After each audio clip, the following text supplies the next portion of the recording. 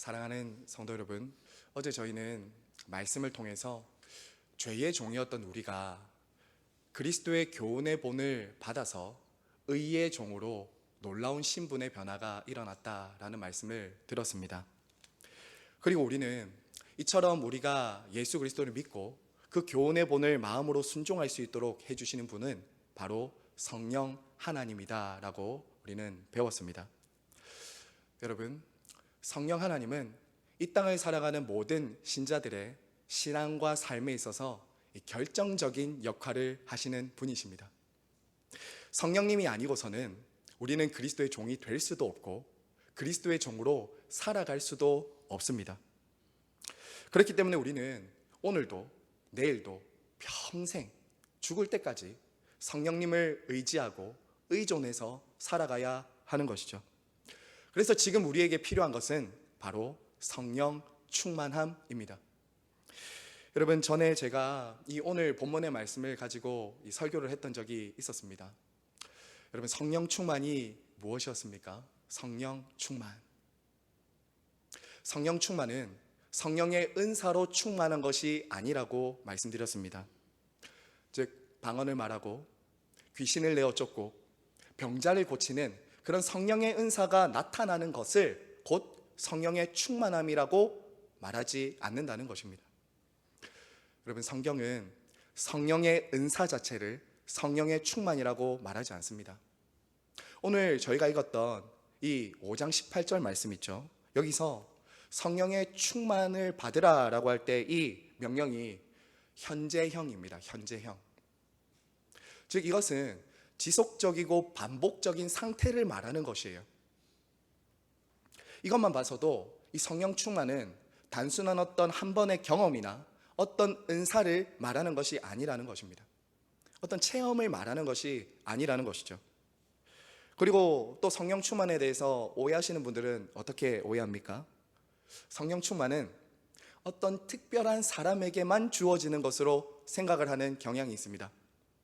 목사님이나 아니면 특별한 사역을 감당하시는 분들이나 선교사님들이나 아니면 교회를 열심히 헌신하시는 분들이 성령 충만하다라고 이렇게 생각하시는 것 같습니다.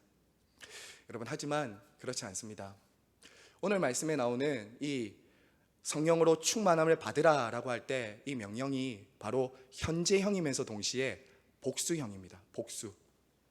즉, 이것은 성령 충만하라는 이 명령이 어떤 특별한 한 사람 혹은 어떤 개인에게만 약속된 것이 아니라 예수 그리스도를 믿는 모든 진실한 성도들 안에 약속된 명령이라는 것이죠.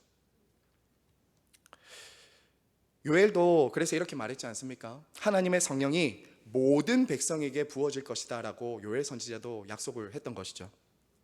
이제 예수님을 믿는 사람이라면 누구나 할 것 없이 이미 성령을 받았고 그리고 성령 충만하라는 이 명령이면서 동시에 약속을 받은 것입니다. 약속을 받았다고요. 여러분, 성령의 은사는 특별한 사람에게 있을 수도 있고 없을 수도 있습니다. 또 성령의 은사는 있다가도 또 사라질 수도 있습니다. 또 성령의 체험은 어떤 분들은 하실 수도 있고 안 하실 수도 있어요. 그런데 성령 충만함은 모든 사람이 충만해야 한다는 것입니다. 저도 그렇고 여기 계신 여러분 모두도 성령으로는 다 충만함을 받아야 한다라는 거예요. 자, 그럼 여러분, 이 성령 충만하다는 그 뜻이 무엇일까요? 그럼 성령으로 내가 충만하다, 우리 모두가 충만하다라고 할 때 이 성령 충만은 바로 성령 하나님에 의해서 우리의 전 인격이 다스림을 받는 것입니다. 다시 말씀드리겠습니다. 성령으로 우리가 충만하다라는 것은 성령님에 의해서 우리의 전 인격이 다스림을 받는 거예요. 이 충만이라는 단어 있죠. 이 충만이라는 단어는 무언가가 나에게 부어져서 나를 가득 채워서 내가 거기에 완전히 사로잡힌 상태, 이것이 충만이라는 단어입니다. 그래서 성령 충만은 조금 더 풀어서 설명하면 뭘까요? 저와 여러분이 성령으로 가득 채워져서 저와 여러분의 생각, 말, 행동, 마음, 이 모든 것이 성령에 사로잡혀서 그분의 영향력 아래 살아가는 거예요. 그분의 영향력 아래 살아가는 거예요. 여러분, 그래서 사도 바울이 성령의 충만함과 그리고 술 취함을 이렇게 대조해서 우리에게 설명하고 있는 것을 보지 않습니까? 자, 우리 18절 말씀 한 번 더 읽어볼까요? 18절 말씀 다 같이 한 번 더 읽겠습니다. 시작. 술 취하지 말라. 이는 방탕한 것이니 오직 성령으로 충만함을 받으라. 사도 바울은 지금 술 취함과 그리고 성령의 충만함을 이렇게 대조해서 우리에게 설명하고 있습니다. 여러분, 그러면 성령의 충만함과 술 취함의 유사성은 무엇일까요? 유사성. 여러분, 술을 마시고 이렇게 취하게 되면 어떤 일이 일어나죠? 술을 먹고 술로 충만하게 채워지면 어떤 일이 일어날까요? 술의 다스림을 받게 됩니다. 술이 나를 지배해요. 마찬가지로 우리가 술 취함과 성령의 충만함이 이렇게 유사한 점은 성령으로 내가 충만히 채워지면 성령이 나를 온전히 다스린다는 거예요. 그런 면에서 술 취함과 성령의 충만함을 지금 이렇게 대조해서 말하고 있는 것이죠. 사랑하는 여러분, 그러면 저와 여러분이 오늘 이 새벽에 다 성령의 충만함을 구하시고 또 원하실 텐데, 우리가 어떻게 하면 성령으로 충만할 수 있을까요? 우리 모두 다 성령으로 충만해야 되는데 우리가 어떻게 하면 성령으로 충만할 수 있는가? 먼저 성령의 충만함은 우선적으로 우리의 열심이나 노력으로 받는 것은 아닙니다. 저와 여러분의 열심과 노력, 의지로 받을 수 있는 것이 아니에요. 오늘 이 성령으로 충만해라 라는 이 단어, 이 명령형이 여러분 조금 독특한 명령형입니다. 그것은 수동태 명령형이에요. 우리가 할 수 있는 것이 아니라 하나님께서 우리에게 채워주셔야 하는 명령이라는 거예요. 그래서 이것을 조금 정확하게 번역하면 이런 번역입니다. 성령이 너희를 채우게 하라 라는 거예요. 성령이 너희를 채우게 하라. 성령님은 여러분 항상 지금도 저와 여러분을 충만히 채우고 싶어 하십니다. 지금도 우리를 성령으로 채우고 싶어 하시는 그 목말라 하시는 열망을 가지신 분은 저와 여러분 이전에 우리 성령 하나님이다 라는 거예요. 성령 하나님은 항상 저와 여러분의 전 인격에, 전 삶에 영향력을 행사하기를 원하고 계세요. 그렇기 때문에 이 성령 충만이라는 단어는, 이 성령 충만하라는 명령은 이미 우리 안에 충만하게 이미 우리 가운데 오신 성령님의 그 은혜의 기초에서 우리를 가득 채우고자 하시는 그 성령님의 열망과 소원과 약속을 담긴 명령이면서 동시에 약속이다라는 거예요. 여러분, 여기서 제가 강조하고 싶은 것은 이것입니다. 성령 충만은 명령이면서 동시에 약속이라는 거예요. 약속. 여러분, 이것을 우리는 사도행전에서 굉장히 잘 볼 수 있습니다. 사도행전에서 우리 예수님께서 부활 승천하신 이후에 제자들 앞에서 올라가시면서 제자들에게 무엇이라고 말씀하셨습니까? 예루살렘에 머물러 있으면서 약속하신 것을 기다리라고 하셨죠. 약속하신 것을. 그리고 그 약속을 믿고 제자들이 오순절 마가의 다락방에 이렇게 모여서 성령님을 구했습니다. 약속하신 것을 기다리고 있었습니다. 그때 어떤 일이 임했습니까? 약속하신 대로 성령이 임하셨던 것이죠. 각 사람의 머리 위에 불같은 성령이 임했고 혀처럼 갈라지는 것이 그들의 각자에게 임하고 그들이 각기 다른 말로 말하기 시작했습니다. 성령의 충만함을 받은 것이죠. 사랑하는 여러분, 사실 구약 시대에는 이런 일이 없었습니다. 구약에 예언했던 선지자들도 마찬가지예요. 선지자들에게도 성령께서 임하셔서 그를 통해 말하게 하셨지 모든 백성들에게 임해서 말하게 하시진 않으셨다고요. 하지만 여러분, 오순절 이후에는 너무나도 놀라운 변화가 일어나게 된 것입니다. 이제 남녀노소 어떤 특정한 사람이 아니라 모든 사람에게 차별 없이 구분 없이 부어주시겠다는 약속이 성취된 것입니다. 여러분, 이거 참 놀랍지 않습니까? 여러분, 그리고 성령님은 이제 누군가에게 간헐적으로, 일시적으로, 임시적으로 계신 것이 아니라 우리에게 무엇이라고 약속하셨습니까? 항상 함께하겠다. 항상 함께하겠다고 약속하셨다고요. 이처럼 너무나도 놀라운 일이 아버지께서 약속하신 성령이 오순절날 임함으로 교회 시대가 열리고 그 이후에 살아가는 저와 여러분 모두에게 지금도 성취되고 이루어지고 있다는 거예요. 주 안에서 사랑하는 성도 여러분, 지금도 승천하신 우리 주님은 하늘 보좌에서부터 이 땅에서 당신의 성령을 찾고 구하는 개인과 교회에 성령을 부어 주십니다. 그래서 성령 충만은 명령이면서 동시에 약속이라는 거예요. 약속. 그러므로 우리는 이 새벽에 무엇을 주장하면서 하나님께 성령 충만하게 해달라고 기도할 수 있습니까?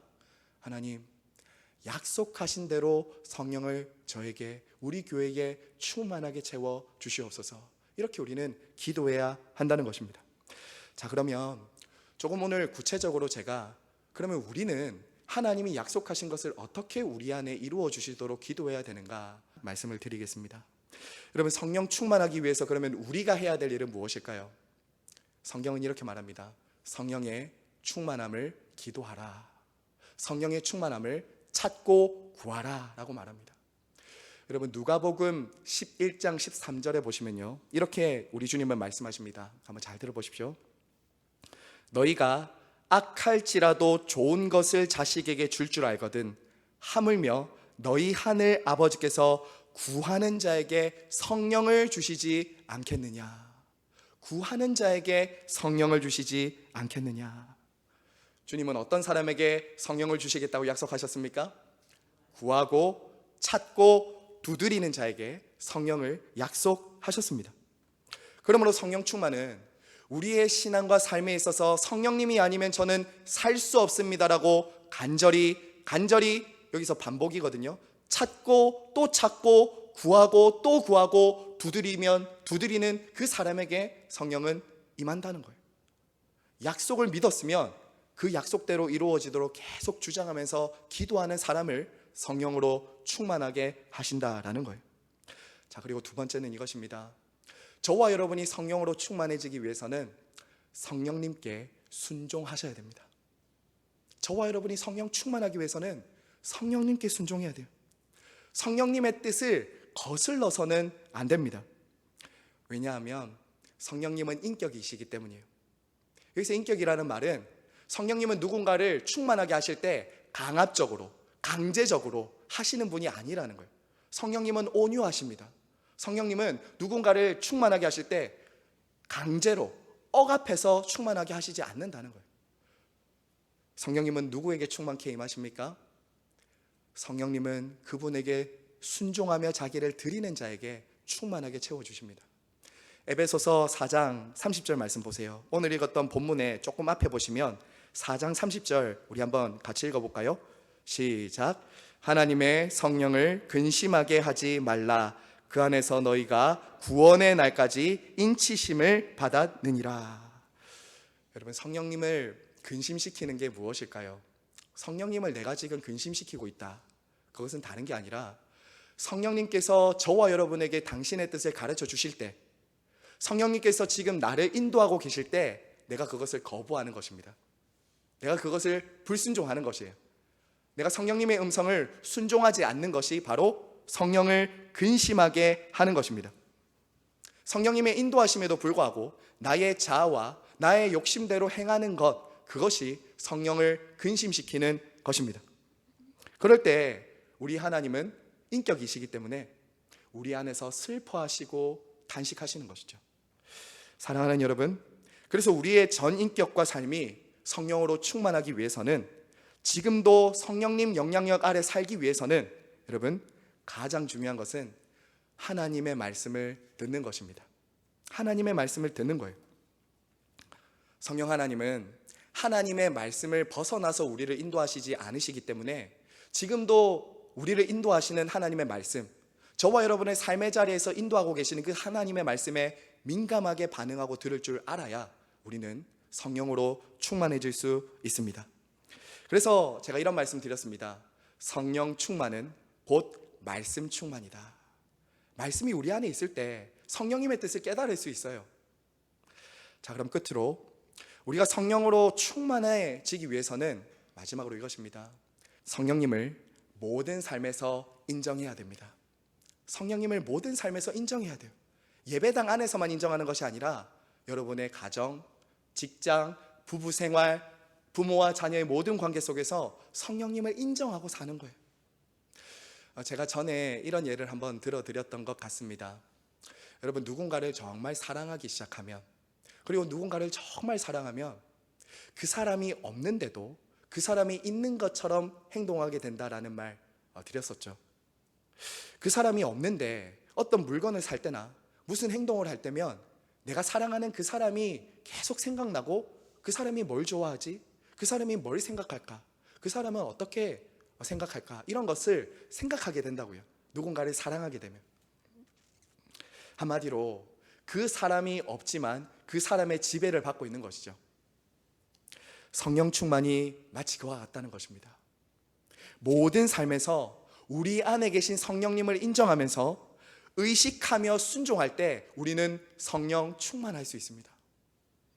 하나님이 무엇을 기뻐하실까? 하나님이 무엇을 지금 기뻐하지 않으실까? 성령님이 이것을 지금 원하실까? 원하지 않으실까? 이것을 묻고 의식하면서 성령님께 구하는 그 사람이 성령 충만한 사람이에요.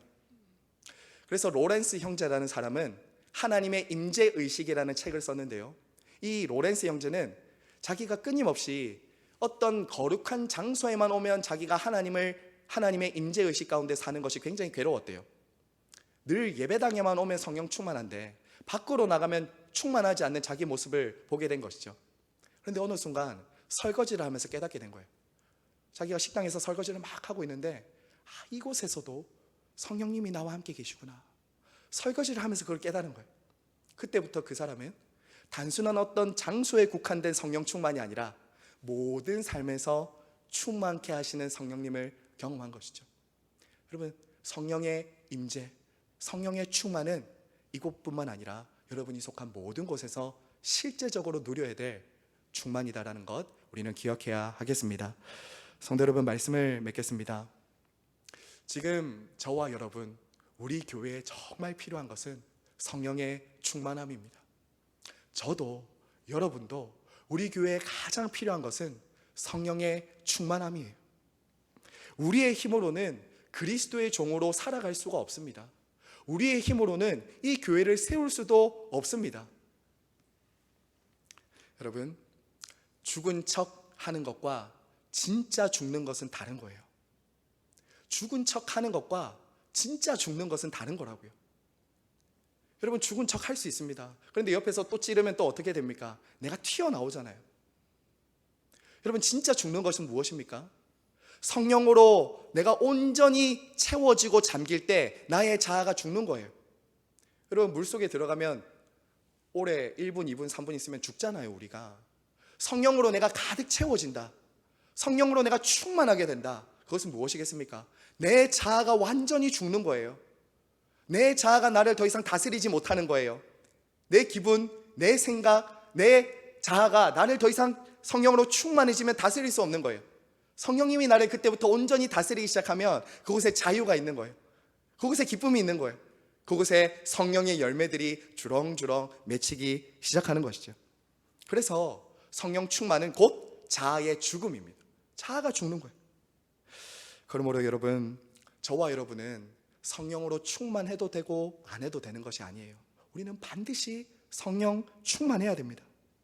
오늘 이 새벽에 저와 여러분이 성령의 충만함을 정말 사모하고 간절히 기도하면 좋겠습니다. 혹시 최근에 성령을 근심시킨 적이 생각난다면 그것을 하나님 앞에 정직하게 가지고 나와서 회개하기 원합니다. 성령님이 그때 이렇게 하지 말라고 하셨는데, 성령님이 이거 미워하신다고 하셨는데 내가 그거 한 것들 성령님이 깨닫게 해주시면 그걸 가지고 하나님 앞에 회개하시기 바랍니다. 회개는 부끄러운 것이 아니에요. 하나님 앞에 나와서 정직하게 말하면 하나님은 들으십니다. 우리를 깨끗게 하실 거예요. 그리고 오늘 하루도 말씀으로 우리를 인도하실 그 성령 하나님께 순종하는 하루가 되게 해달라고 기도하시면서 성령 충만한 오늘 하루 되시기를 간절히 바라고 소망합니다.